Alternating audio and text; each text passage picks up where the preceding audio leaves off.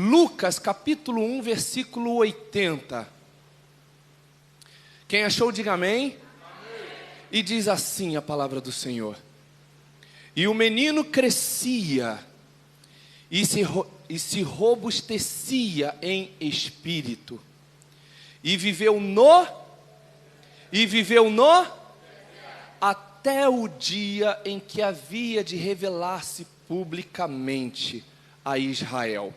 Eu vou repetir e vou pedir que você leia juntamente comigo. Em algumas versões, no lugar de robustecia, está fortalecia. Mas aqui, se você puder, ler aqui também na tela, que aí todos nós vamos falar a mesma língua, né? Vamos lá, no 3, 1, 2, 3.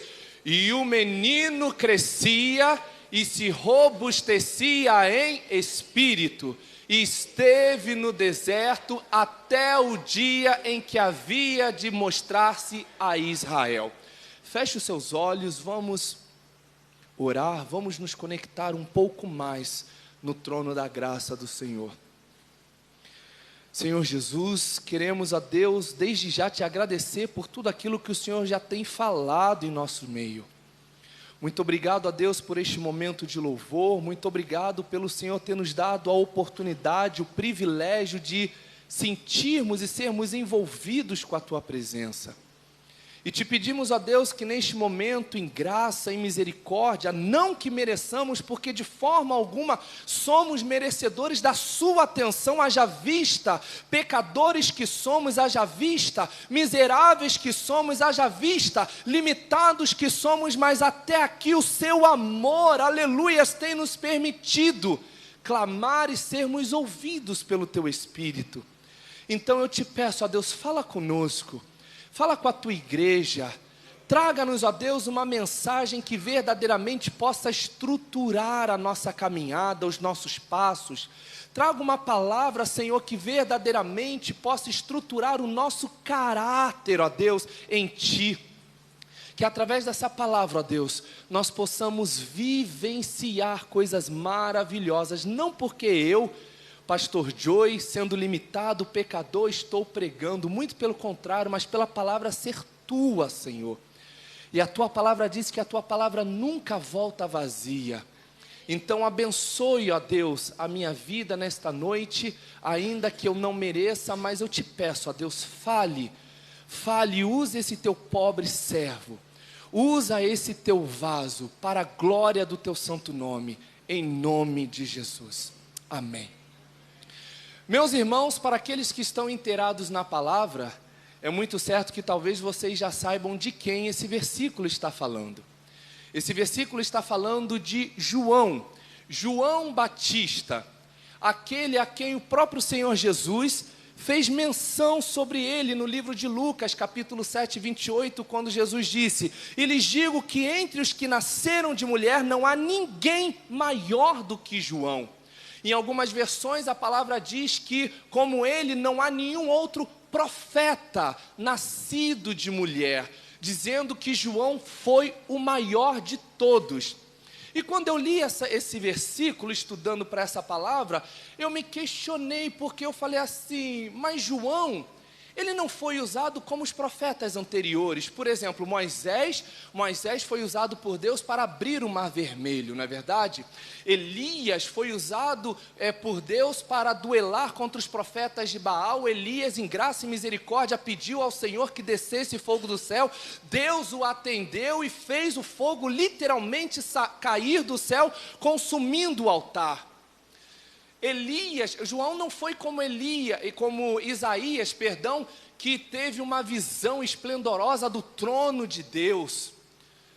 E eu comparei João com diversos outros profetas. Eu falei, João tampouco teve visões, João tampouco teve sonhos. Então, como que Jesus, em sua sabedoria, como que ele olhava para João e dizia que João era o maior? sendo que João, em momento algum, ele fez sinais e prodígios como os outros. E Deus ministrou no meu coração, é porque o profeta, o verdadeiro profeta, ele não é conhecido por sinais e prodígios, porque sinais e prodígios até os falsos profetas fazem. A verdadeira evidência ministerial e profética está sobre o peso da palavra, que está sobre a vida do profeta.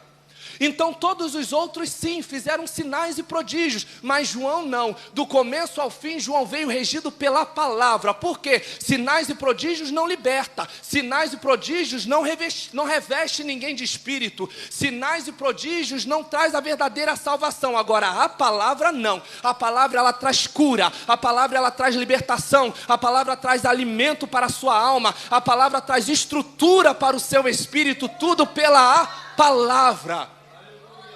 E João entendia que ele era um homem simples, mas Jesus falava, por mais simples que ele se via, ele era grande, porque no reino de Deus o maior é aquele que se diminui, é aquele que se humilha, é aquele que vive em humildade. João já disse no livro de João mesmo, né, do evangelista João, falando sobre esse João Batista, no capítulo 3, versículo 30, ele diz, que ele cresça e que eu diminua. Ou seja, a palavra que eu estou ministrando aqui, a minha intenção sobre a visão de João, e eu faço da visão de João as minhas, é que vocês não olhem para o Joy, é que vocês vejam o brilho e a importância e o peso dessa palavra, que amanhã ou mais tarde vocês se esqueçam quem pregou, mas não esqueçam o que foi pregado. Porque não é quem prega que vai sustentar vocês, mas sim o que é pregado que vai sustentar a caminhada de vocês. Não importa se é o pastor Joy, se é a pastora Lu, se é a pastora Bel ou qualquer um outro pregador da casa, nós precisamos nos apegar ao que é pregado. Agora o vaso, o instrumento, pouco importa. Existe um ditado popular no meio neopentecostal que diz que mais importante do que o mensageiro é a mensagem. Então que nesta noite você possa se atentar à mensagem do Senhor para a sua vida. João Batista, meus irmãos, João Batista é o cumprimento de uma promessa, é o cumprimento de uma profecia que foi feita por Malaquias. No livro de Malaquias 3:1, a palavra do Senhor diz, o próprio Deus dizendo, envie o meu mensageiro que preparará o caminho diante de mim. Esse texto já apontava para João, porque João, ele entendeu o propósito pelo qual ele foi chamado, ou seja, abrir e preparar o caminho para o Messias que estava por vir depois dele. Aleluias! A mesma profecia foi confirmada séculos antes por Isaías, no capítulo 14, versículo 3, quando Deus, utilizando o profeta Isaías, disse, a voz do que clama do deserto, preparai o caminho ao Senhor. Aleluia. Então essas duas profecias, estando no Antigo Testamento, já apontava para o que haveria de acontecer no Novo Testamento, ou seja, haveria de se levantar um homem, o último profeta, com poder e autoridade da palavra, para preparar as veredas, para que por esse caminho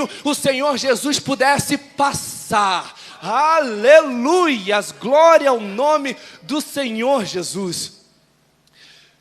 João Batista, ele foi fruto de um milagre, assim como Isaac, milagre assim como Sansão, milagre assim como Samuel, porque as mães desses personagens, elas foram mulheres que eram estéreis, né? Estéreis, como é que se fala? No plural? Estéreis, ok, amém. Elas eram mulheres estéreis, ok? Todas elas. Só que assim como os outros, ele foi fruto de um milagre, porque sua mãe, chamada Isabel, ela também era estéril, no singular, era estéril. E ela não podia ter filhos, né? Como nós já sabemos, toda mulher estéril não pode ter filhos. E além dela ser estéril, havia um outro problema. ela já era avançada de idade, assim como seu esposo Zacarias, sacerdote Zacarias. Então aqui a gente vê dois problemas naturais, um natural e o outro temporal. Natural porque a gente não vê, por exemplo, um microfone estéreo, a gente não vê uma TV estéreo, a gente vê um som estéreo, amém? Mas a gente não vê, por exemplo, um púlpito estéreo, não. Esses problemas são naturais da vida. O câncer não dá numa caixa de som, né? Uma dengue ou um covid, ele não vai dar no pneu do carro. Então a gente precisa ter a maturidade de entender que existem problemas naturais que Deus nos permite passar por eles. Somado a esse problema natural, havia o problema temporal, ou seja, Zacarias e Isabel eram avançados de idade, e isso a gente vê no versículo 7 do capítulo 1, que diz assim: e não tinham filhos, porque Isabel era estéril, e ambos eram avançados de idade. E quando eu olho para esse versículo, eu lembro que, de igual modo, os discípulos, certa vez, passaram também por problemas parecidos. Lá em João, capítulo 21, na segunda pesca maravilhosa, né? Jesus já havia sido crucificado, já havia ressuscitado, inclusive. Os discípulos, meio que desestimulados, meio que tristes, eles voltam a pescar, passam a noite toda pescando, mas, infelizmente, eles não pescam nada, absolutamente nada. E, ao amanhecer, Jesus já às margens da praia, ele avista o barco se aproximando, e Jesus diz: tendes algo para comer? E eles dizem: não, nós não temos nada, não pescamos nada, passamos a noite toda e não pescamos nada, nem uma sardinha. E Jesus vira e diz: então volte e jogue a rede do lado direito. E assim eles fizeram. Mas Joey, como assim? Que tipo de problema eles tiveram? Veja que, se nós analisarmos a palavra, eles tiveram problemas emocionais, territoriais e temporais. Emocionais porque eles eram profissionais da área, eles dominavam a área da pesca. Então não há nada mais desmotivador para um profissional do que fazer aquilo que ele sabe que ele é capaz de fazer e, infelizmente, ele não ter o resultado que ele esperava ter. Territorial. Qual o problema territorial? A palavra é bem clara, que Jesus, às margens da praia, ele fala com os discípulos que estão no barco, ou seja, eles não estavam a longa distância, eles já estavam próximos, eles já estavam perto das margens. E a gente entende, ainda que não sejamos pescadores, que para fazer uma boa pesca é necessário estar, na maioria das vezes, em mar aberto, onde o mar é mais profundo, ou seja, já passamos pelo problema emocional e territorial. E temporal? Temporal porque já era dia, ou seja, no período do dia, por conta dos raios solares, os peixes eles se assustam, se afastam e vão para as profundezas. Por isso que os pescadores, na maioria das vezes, eles pescam na madrugada, porque é quando então os peixes vêm para a superfície. Então veja que os pescadores aqui, eles tinham problema emocional, territorial e temporal. Problemas resolvidos, sabe com quê? Com obediência, porque Jesus diz: voltem e joguem a rede do lado direito. Quando eles jogaram a rede, não houve mais problema emocional, não houve mais problema territorial, não houve mais problema temporal. Por quê? Porque todos os problemas na vida dos discípulos e na minha e na sua vida acabam quando nós andamos em obediência. Em obediência. Não importa se você está frustrado, obedeça. Não importa se o tempo já passou demais, obedeça. Não importa se você se vê num ambiente completamente hostil, obedeça. Que Ele é fiel com a sua palavra para honrar aqueles que são fiéis ao seu nome. Aleluias! E aqui a gente vê Zacarias e Isabel. Zacarias, né, esposo de Isabel, e Isabel estéril. No versículo 6, que é o versículo anterior ainda do capítulo 1 de Lucas, fala assim: eram ambos justos perante Deus, andavam sem repreensão em todos os mandamentos e preceitos do Senhor.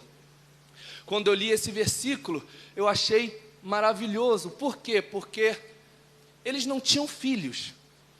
E vocês, estudando, né, o contexto, estudando a história, a gente sabe que o filho, ele era a herança, ele era a honra da casa, ele era aquele que iria perpetuar o nome da família, a honra, né?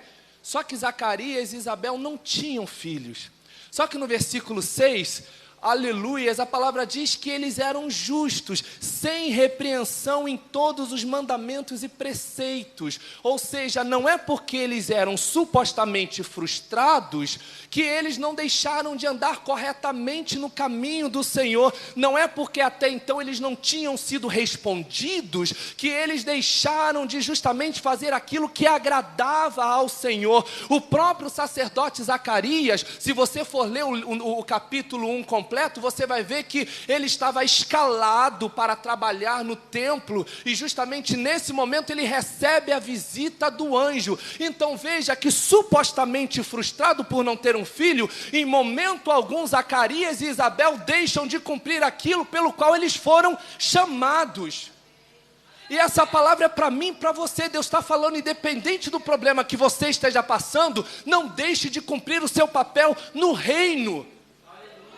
O que nós mais vemos no meio evangélico, de uma maneira geral, são pastores, são diáconos, são obreiros, são colaboradores, são apóstolos, são bispos, enfim, que quando está tudo bem, quando eles estão sendo bem respondidos, eles estão ali, na obra, de pé, glória a Deus, o fogo desce. Mas quando por um momento a porta se fecha, vem o desânimo, eles param de caminhar, param de corresponder àquilo que eles foram chamados. E não é isso que Deus quer, não é isso que a gente vê aqui na palavra. A gente precisa aprender com Zacarias, a gente precisa aprender com Isabel. Como assim? Eles queriam ter um filho, mas não tinham. Mas não é porque não tinham filho que eles deixariam de adorar, porque com filho ou sem filho, eles reconheciam: Ele é Deus.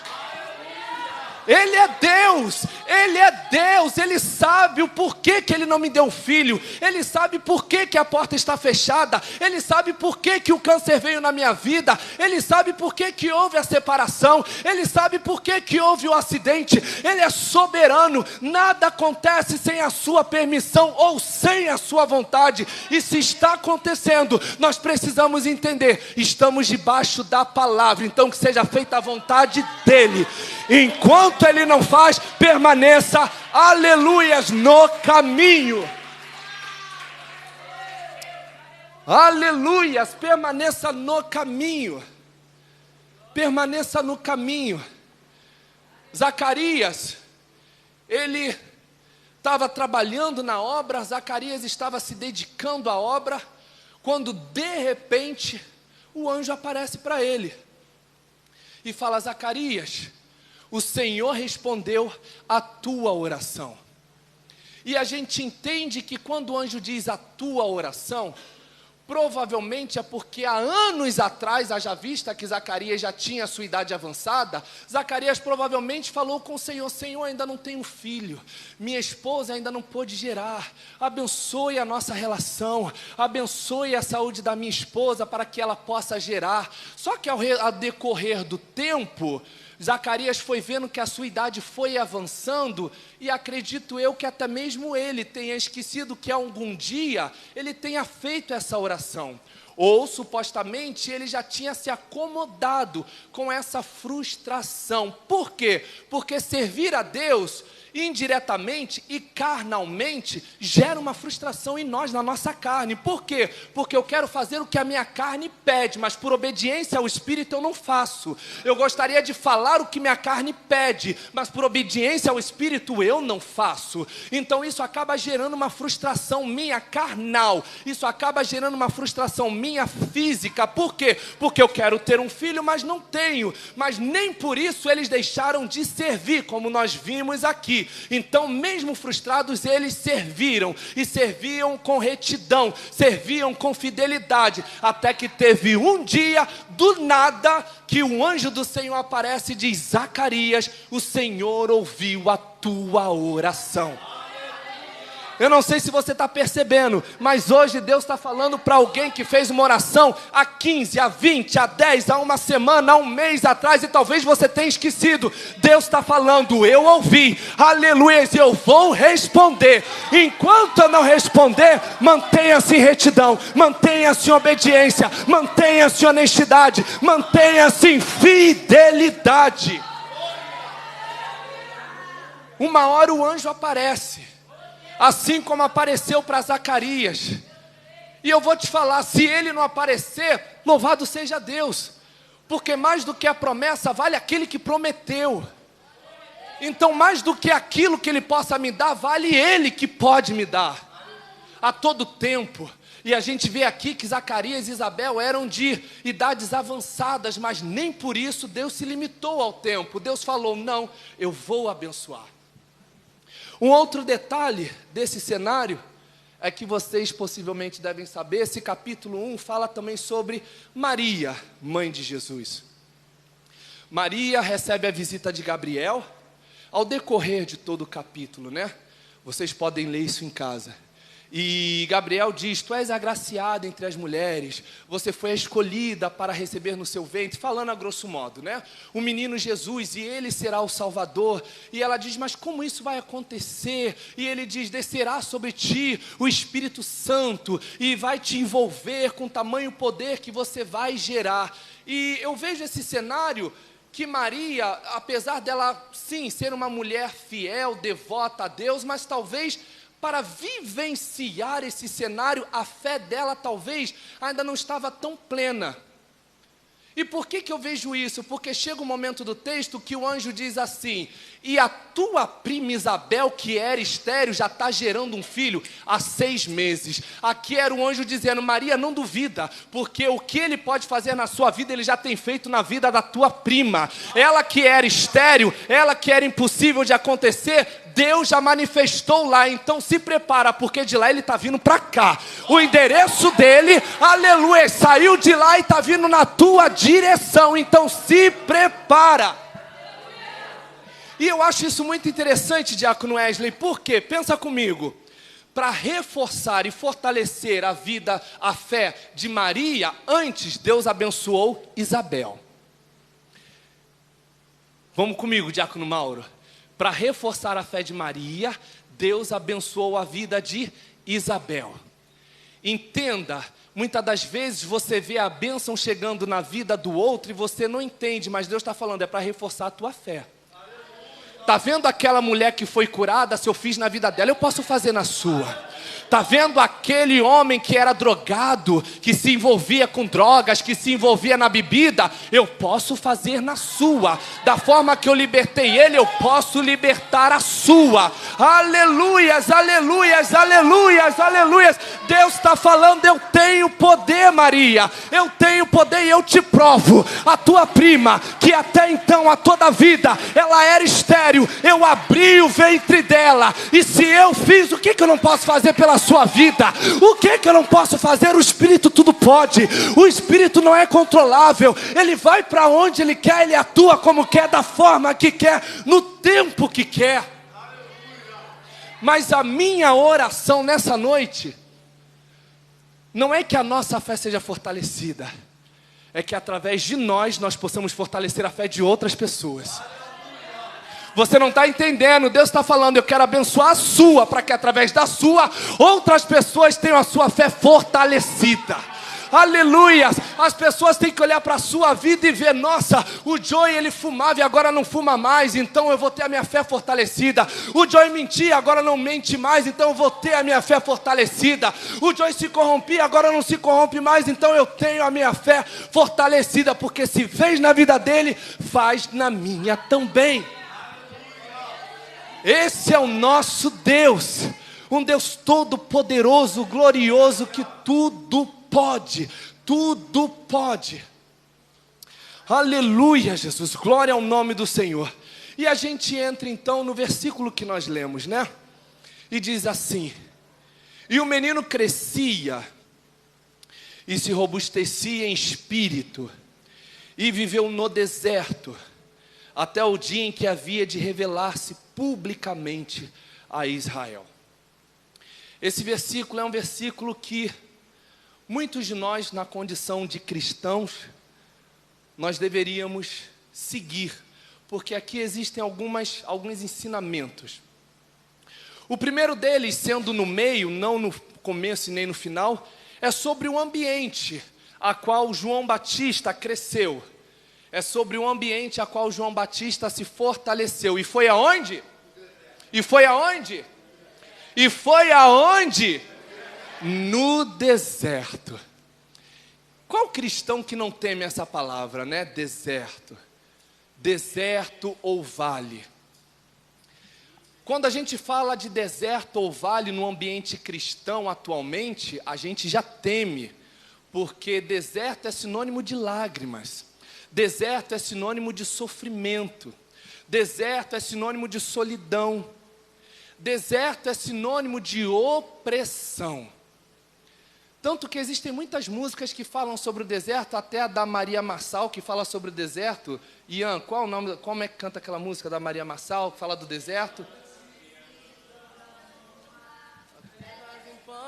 Para te adorar é o que sustenta-me de pé.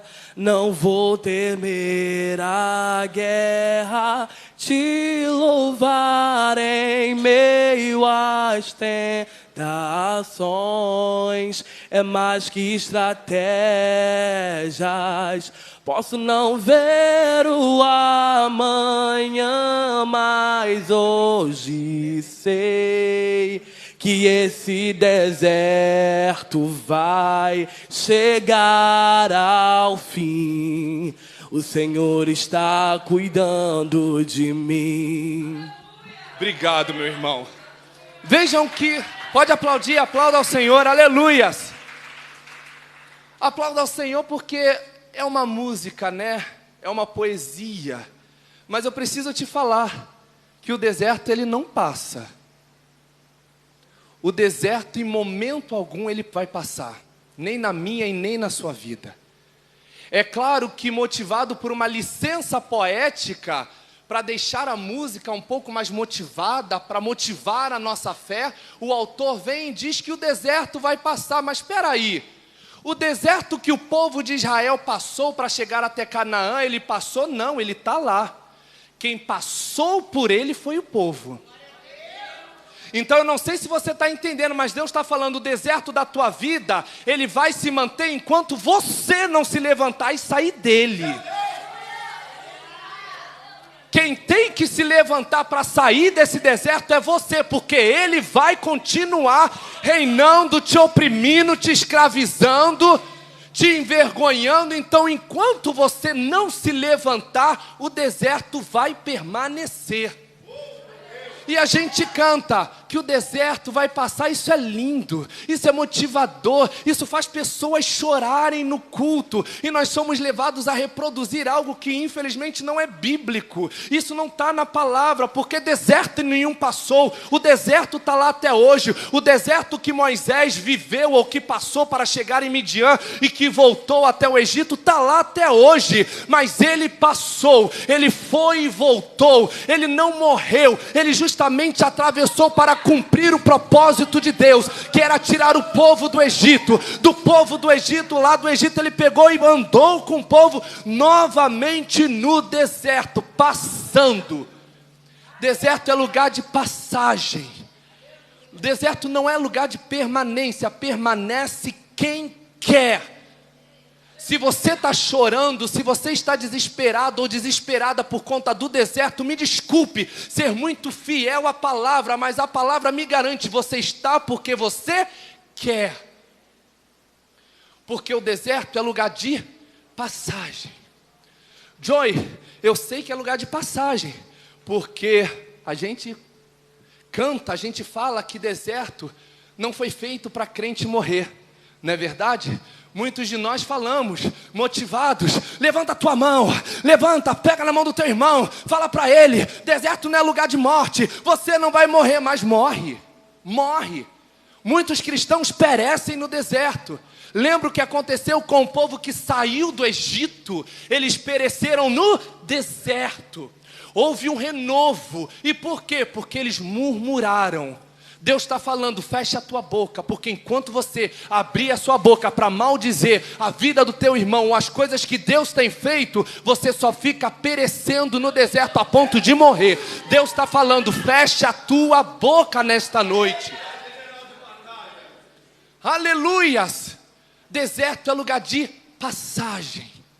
E é claro, eu aprendo muito também sobre essa palavra deserto, porque nós tendenciosamente vemos de forma negativa, mas aqueles que têm olhos espirituais passam a ver que O deserto é algo positivo, ainda que em meio à dor, ainda que em meio às lágrimas, mas nós conseguimos sim ver algo bom e de Deus no deserto.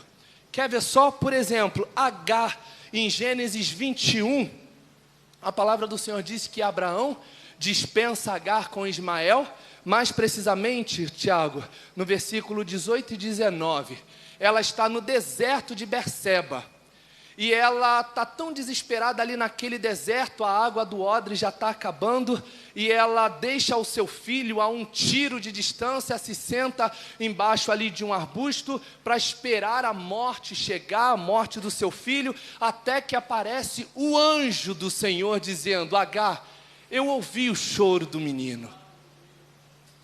E o anjo fala assim: levanta-te e toma ele pela mão. Aleluias! Eu já falei aqui, alguns pregadores já falaram, quando a palavra diz que a palavra faz menção a Deus falando para alguns profetas sobre levanta-te, erga-te, põe-te de pé, é Deus requerendo um posicionamento daquele a qual ele está falando. Então o anjo estava falando para Agar, coloque-se de pé, Agar. Você está nesse deserto, mas o deserto não é para você ficar prostrada, Agar. Agar, levanta, toma o teu filho pela mão, ou seja, toma aquilo que é teu, Agar. Você não vai se perder, levanta. E quando Agar levantou, a palavra diz que Deus abriu os olhos de Agar e ela conseguiu ver o que antes ela não via. Ela viu um manancial na sua frente. Aleluia, Deus está falando, você está no deserto, mas se você se levantar, Deus é capaz de abrir os teus olhos, para que você veja aquilo que até hoje você ainda não viu.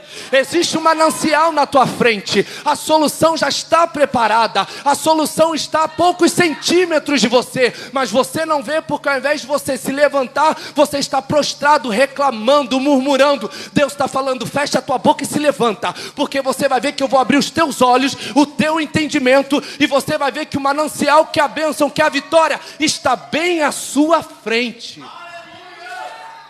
E isso aconteceu no deserto. Aconteceu no deserto. A gente vê que no caminho do Egito para Canaã, Deus ele se mostrou de maneira graciosa e grandiosa no deserto.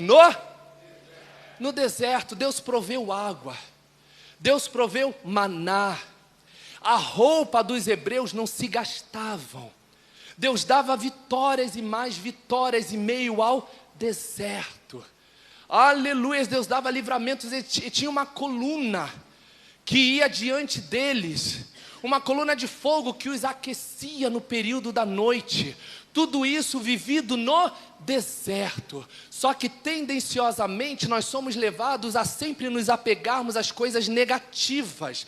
Nós somos tendenciosamente levados a nos apegarmos às lágrimas, e a gente acaba cultivando aquelas lágrimas. Deus está falando, se você está no deserto, tire proveito dele, porque eu sou um Deus que até do nada eu sou capaz de fazer tudo.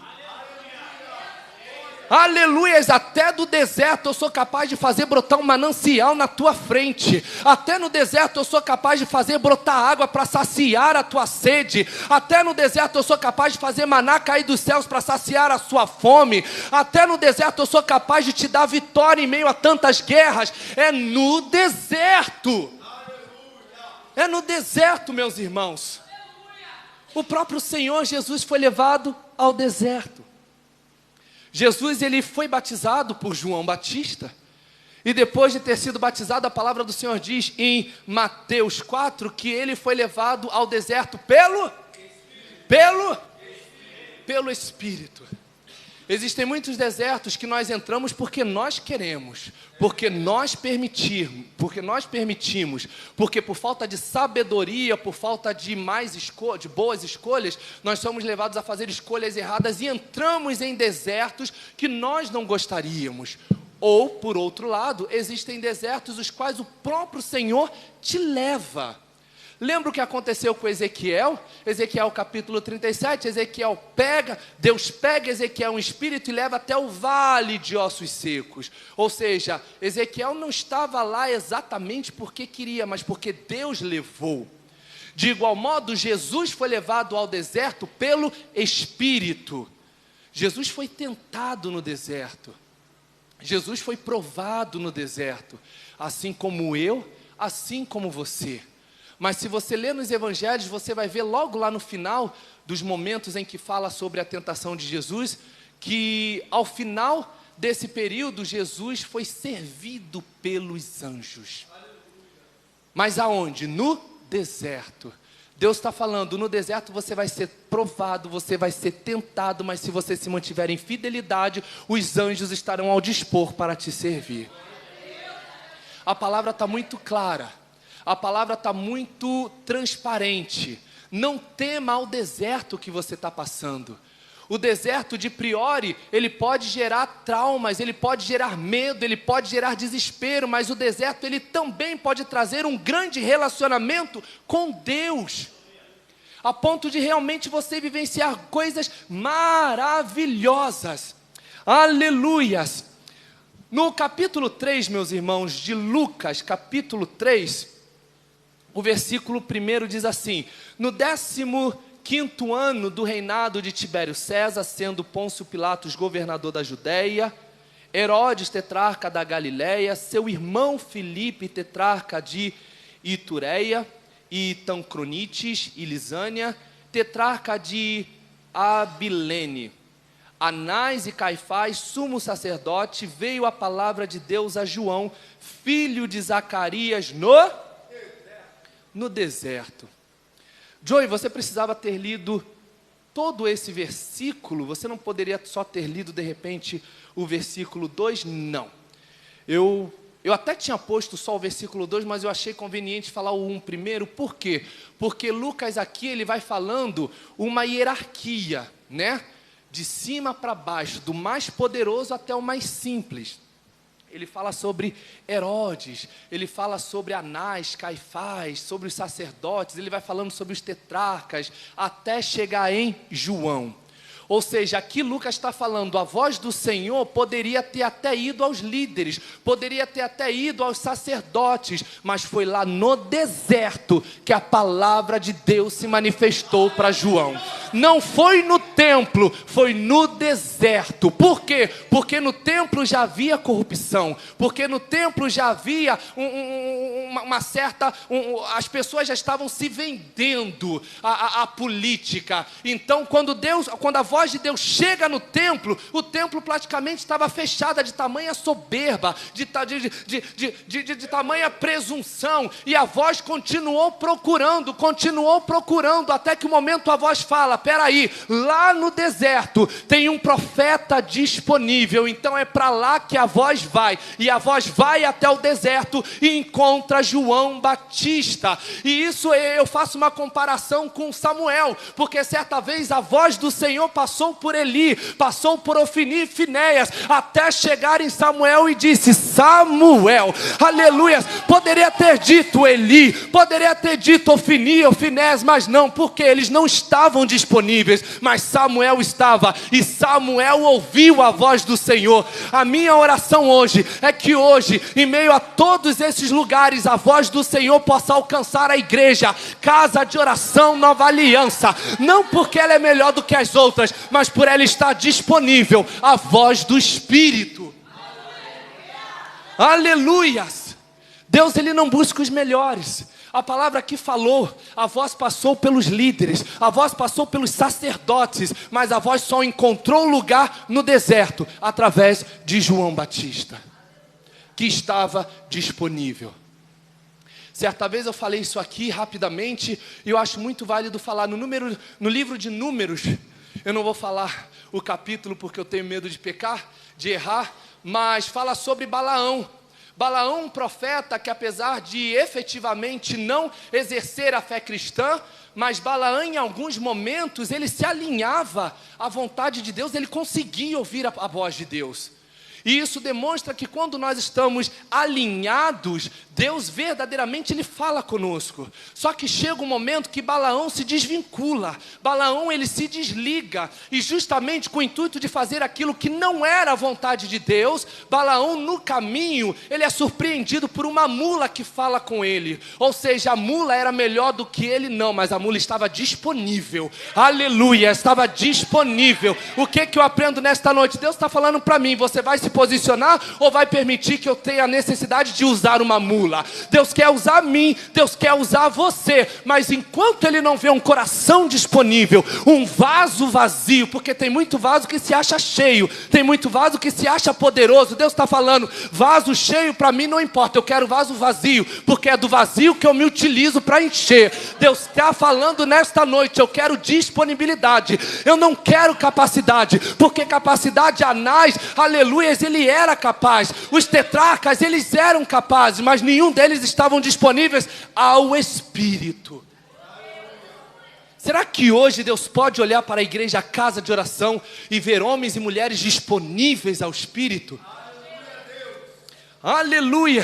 João Batista, ele foi envolto com a palavra de Deus de maneira tão poderosa, que no versículo 5 do capítulo 3 de Mateus, a palavra diz: então ia ter com ele Jerusalém e toda a Judéia e toda a província adjacente ao Jordão. Eles iam onde? Eles iam ao deserto, onde João estava. Não, João não ia para a cidade pregar a palavra, não. João pregava no deserto. E eles que viam, por quê? Porque João era maravilhoso? Não. Porque João era eloquente? Não. Porque João tinha uma estrutura com cadeiras, microfone e ar-condicionado? Não, mas João tinha a palavra. João não tinha sinais e prodígios como Moisés, João não tinha sinais e prodígios como Elias, mas João tinha a palavra. Onde tem palavra, o povo vem.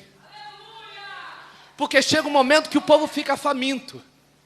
Chega um momento que o povo fala assim: a palavra aqui do templo está vazia, está oca, não gera mais efeito, eu preciso de algo maior. E começa a buscar e lembra: não, peraí, no deserto tem um homem.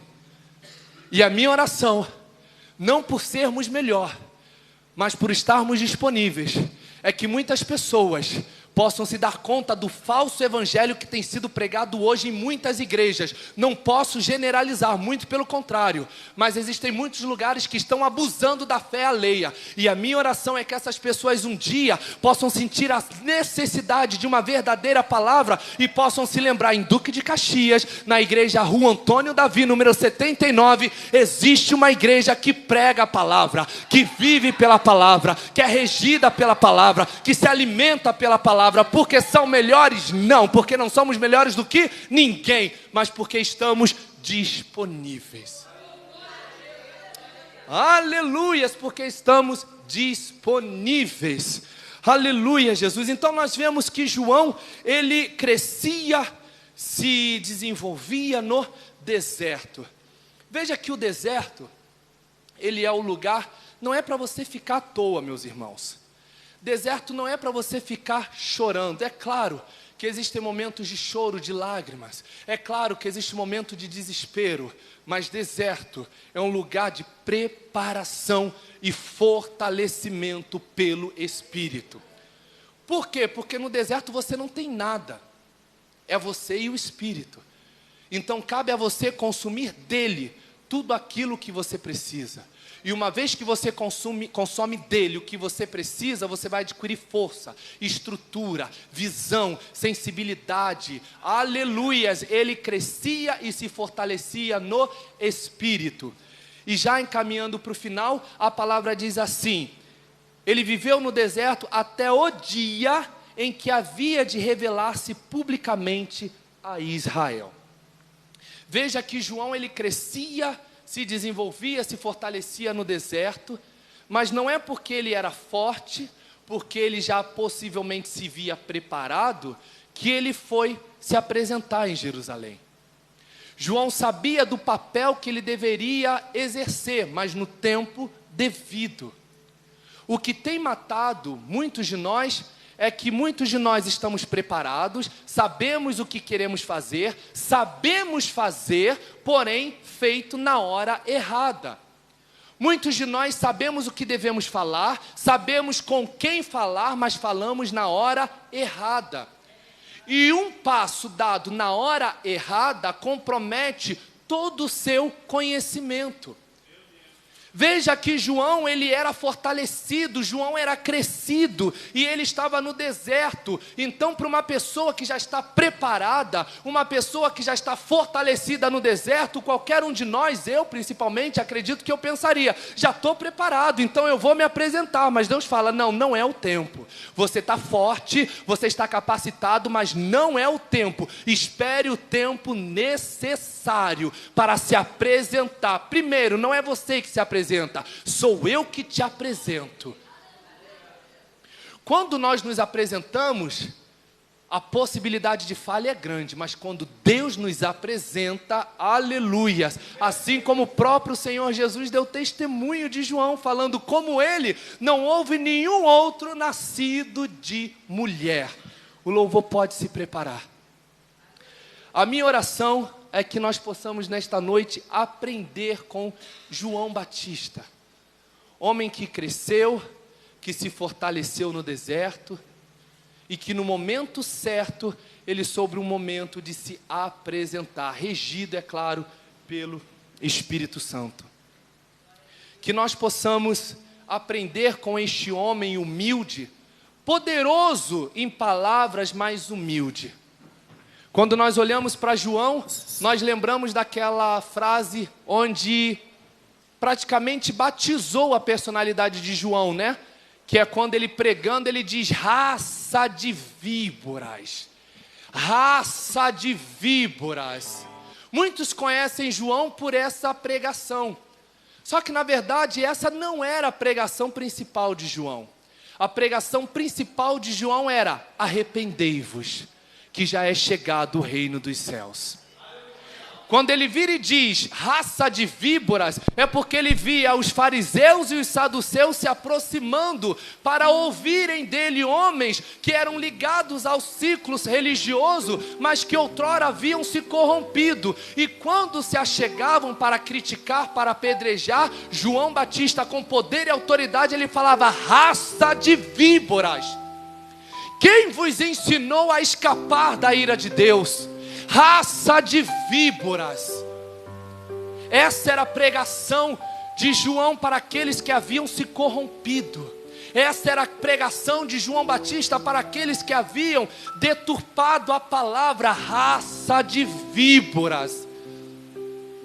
Mas para muitos outros que vinham reconhecendo a soberania de Deus, ele dizia, arrependei-vos.